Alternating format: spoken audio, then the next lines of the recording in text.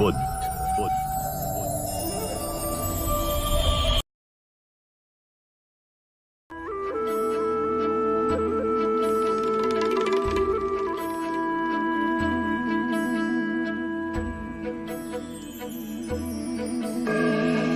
सत्य कथा,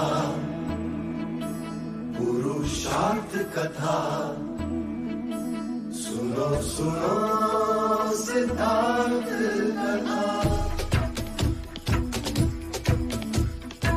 सत्य कथा, पुरुषार्थ कथा, सुनो सुनो सिद्धार्थ कथा। चढ़ते सूरज सा तेजवान वो कीर्तिमान, हुंकार भरे जब कूच करे, थर थर कांपे आसमान। वो राजपुत्र वो शूरवीर, पर्वत को भेद दे उसके तीर, शांति का स्रोत करुणा की धार, निर्झर झरे मन से अपार। वो राजपुत्र वो शूरवीर, पर्वत को भेद दे उसके तीर, है शाक्य वंश का वो तारा, जगमग है जिससे जग सारा। सत्य कथा, पुरुषार्थ कथा, सुनो सुनो सिद्धार्थ कथा।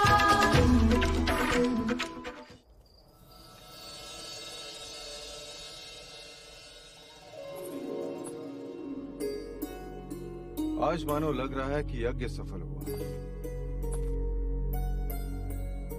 आज कपिल वस्तु की आंखों में मैंने भावी सम्राट की छवि देख ली। प्रजा, तथास्तु। सच, आज का दिन बहुत ही शुभ है।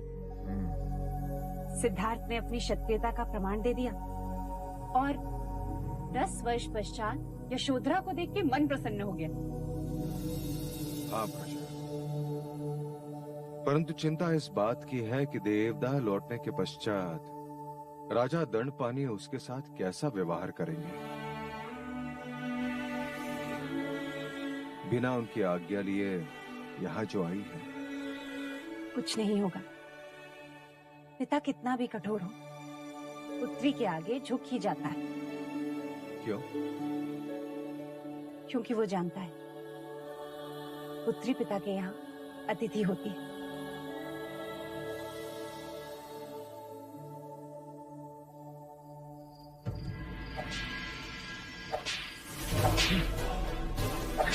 छोड़ो, छोड़ो देवदत्त, छोड़ो। ये क्या है? छोड़ो, छोड़ो देवदत्त, छोड़ो। ये क्या कर रहे हैं ये सब क्या है देवदत्त? एक पराजित योद्धा को दंड दे रहा हूँ। अपने मरते हुए अहंकार को जीवित रखने का प्रयत्न कर रहा हूँ। निराश न हो देवदत्त, और ये कोई अंतिम प्रतियोगिता नहीं है। आज सिद्धार्थ का भाग्य अच्छा था तो वो जीत गया, परंतु कल कुछ नहीं होगा पिताजी। कल एक भव्य शोभा यात्रा होगी।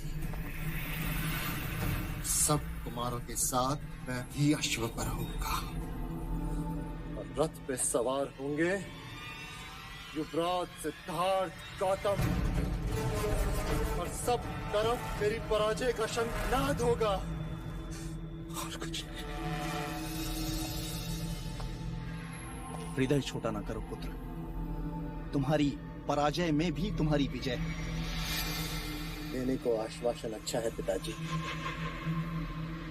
किंतु इसमें मेरी कोई आस्था नहीं।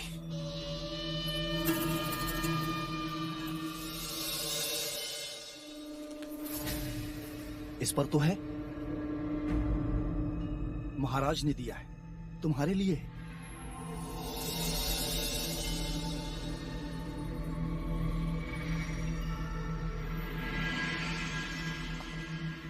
संगीत उत्सव में तो तुम आए नहीं, परंतु महाराज ने मुझे स्वयं बुलाकर कहा कि मैं जानता हूं देवदत्त निराश होगा। उसे जाके कहना कि स्पर्धा में कोई विजयी होता है तो कोई पराजित, परंतु इसका अर्थ ये नहीं कि जो पराजित हुआ उसका मूल्य कम हो गया। देवदत्त और सिद्धार्थ तो कपिल वस्तु के दो नेत्र हैं। सिद्धार्थ मेरा अभिमान है तो देवदत्त सम्मान।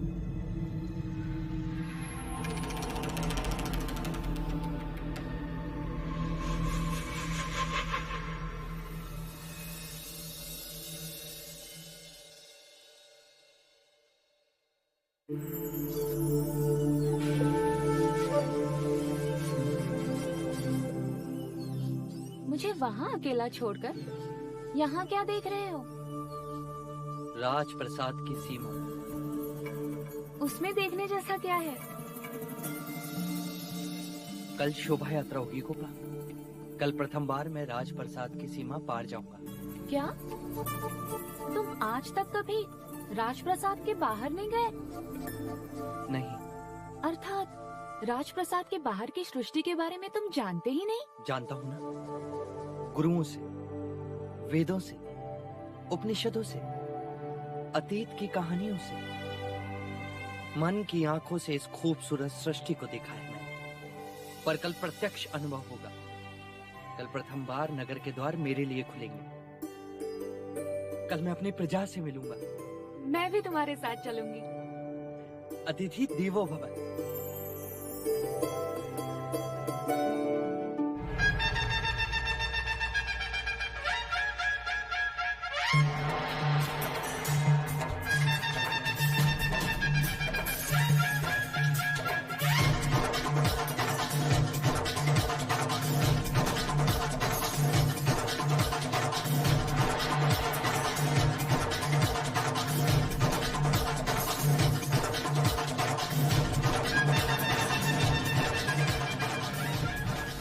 पूरी सावधानी रखी है ना महामंत्री? जी महाराज। युवराज सिद्धार्थ जिस मार्ग से यात्रा करेंगे वहाँ चारों ओर सुगंधित फूल, हंसते चेहरे और प्रसन्नता का संगीत होगा। चारों ओर युवा जगत ही दिखेगा। ऐसा कुछ नहीं होगा जिससे उन्हें दुख पहुंचे।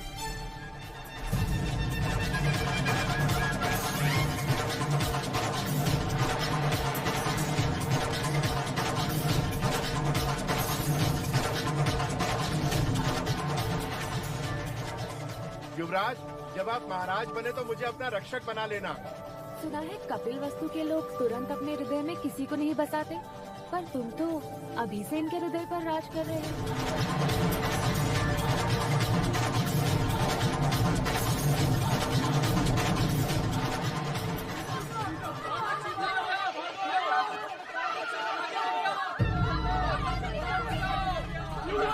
युवराज बचाओ, युवराज बचाओ, युवराज। क्या हुआ, क्यों चिल्ला रहे हो? राजा, हमारी बच्ची को चीता उठा कर ले गया। कब? बस थोड़ी देर पहले युवराज। तब तो निकट ही होगा। चलो चलो। युवराज, आप यात्रा छोड़कर नहीं जा सकते। ये समाचार सुन मैं रुक भी नहीं सकता। महाराज सुनेंगे तो अनर्थ हो जाएगा। आप चिंता न करिए, मैं और देवदास युवराज के साथ जाते हैं। आप राजप्रसाद जाइए। चल।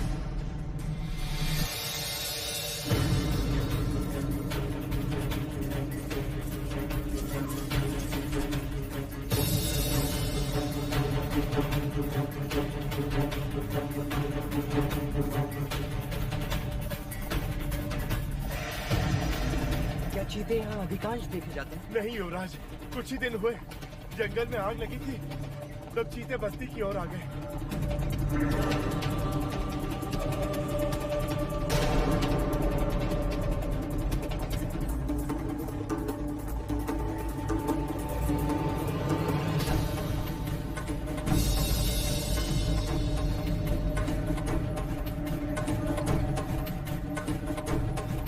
वो देखो, चीते के पंजों के निशान।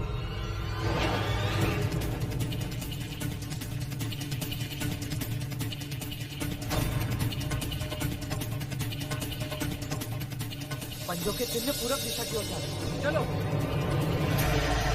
चीता अपने आखेट को दूर तक नहीं ले जा सकता, वो यहीं कहीं होगा। केवल एक बार दिखाई दे जाए, जीवित नहीं छोड़ूंगा उसे। नहीं देख, तुम उसकी हत्या नहीं करो, हम उसे जीवित पकड़ेंगे।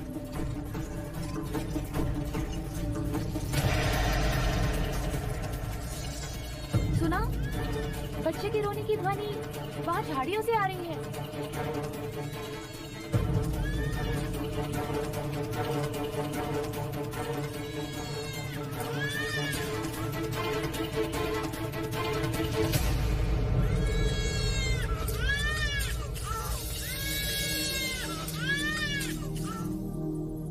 ये तो चमत्कार हो गया।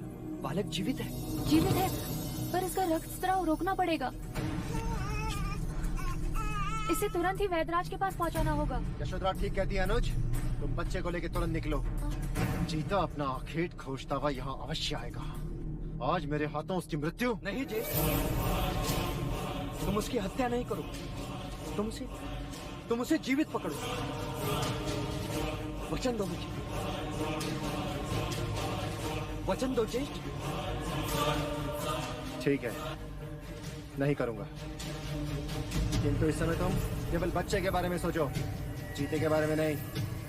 जाओ।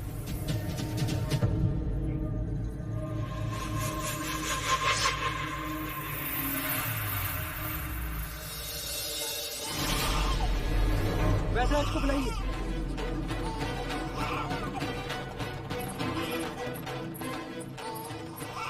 और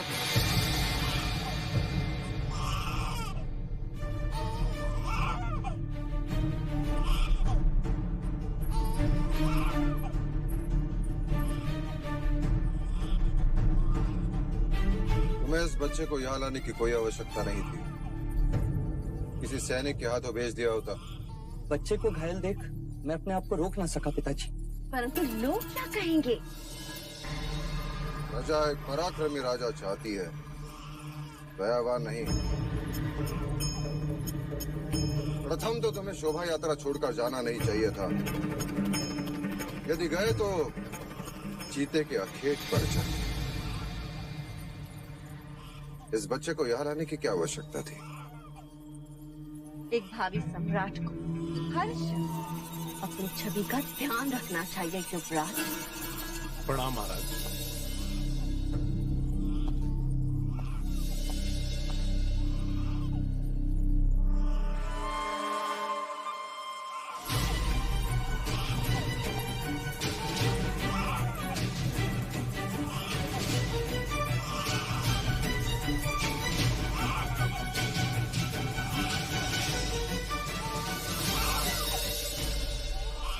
रक्तस्राव रोकने का प्राथमिक उपचार कारगर रहा।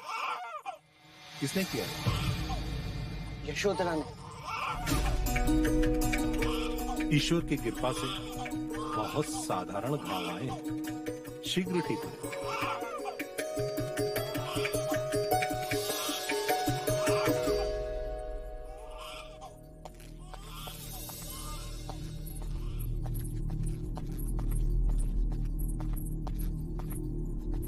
हमारे पुत्र ने एक बच्चे के प्राण बचा लिए थे, परंतु एक शूरवीर कहलाने का अवसर खो दिया।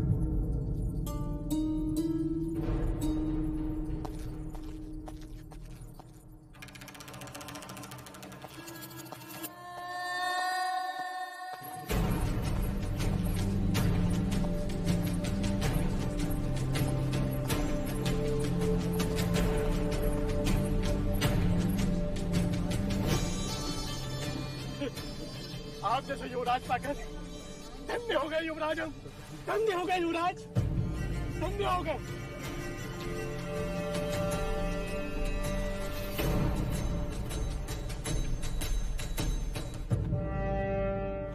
युवराज की, युवराज की, युवराज की, युवराज की, युवराज की, युवराज की, युवराज की। पूरा राजप्रसाद आपके पुत्र के जयघोष से गूंज रहा है देव। सम्राट में करुणा नहीं होनी चाहिए प्रजापति। सत्ता वही रहती है जहाँ भय होता है। मैं मानता हूँ कि आयु के साथ साथ विचार भी बदलते हैं, परंतु आंखों में अपने पिता के प्रति स्नेह घटता है, ये कभी नहीं सुना था। सिद्धार्थ,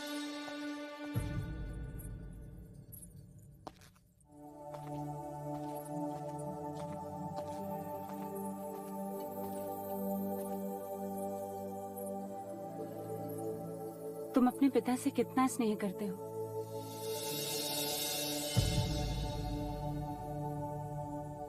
जितना एक पुत्र अपने पिता से करता है।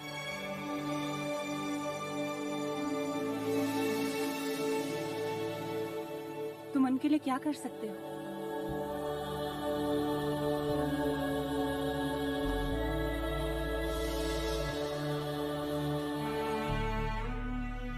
अगर वो कहें तो भी इन चरणों पर अपने प्राणों को त्याग सकता हूं।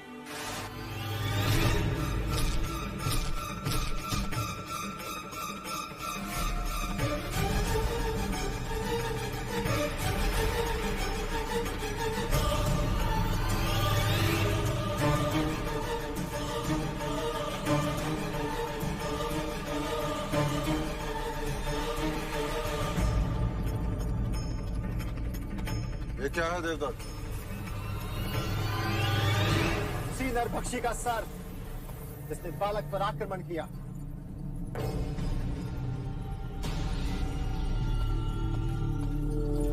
ये तुमने क्या किया जिष्ट? तुमने मुझे वचन दिया था ना कि तुम इसकी हत्या नहीं करोगे।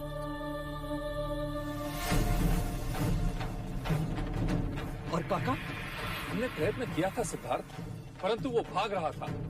ये तो देवदत्त की वीरता थी, नहीं तो वो हमारे हाथ से निकल जाता। तो क्या उसे जीवित नहीं पकड़ सकते थे? तो क्या होता उससे? हम उसे कहीं दूर जंगल में छोड़ा थे ताकि वो नरभक्षी किसी और के प्राण ले सके। वो नरभक्षी नहीं होते, हम उन्हें बनाते। उसने मनुष्य के बच्चे के प्राण लिए हैं।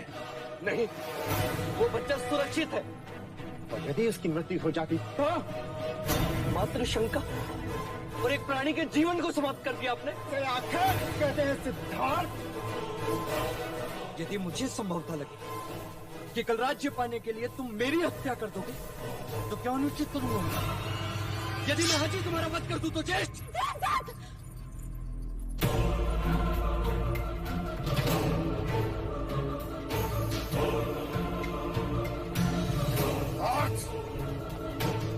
अपने ज्येष्ठा से ऐसे बात नहीं करते।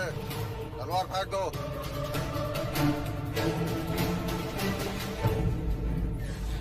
देवदत्त सत्य कह रहा है युवराज सिद्धार्थ। यदि पशु एक बार भी मनुष्य रक्त चख ले तो पूरी बस्ती उजाड़ देता है। और युद्ध के नाम पर हम मनुष्य होकर भी बस्तियां नहीं उजाड़ते। केवल वीरता दिखाने के लिए हम उनका जीवन छीन लेते हैं। परीक्षा हमारी और प्राण गंवाए वो हमारे लिए आखेट का आनंद और उनके लिए जीवन का अंत। क्या यह अन्याय नहीं? नहीं, मेरे देवदत्त ने कोई अन्याय नहीं किया।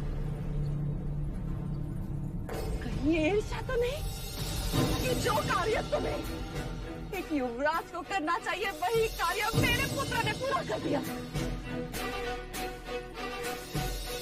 अरे तुम्हें तो इसकी प्रशंसा करनी चाहिए, परंतु तुम इसी को दोषी ठहरा रहे हो। क्या ये अन्याय नहीं?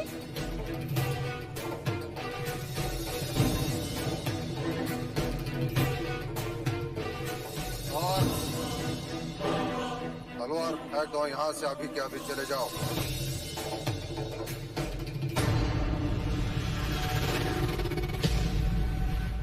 चले जाओ।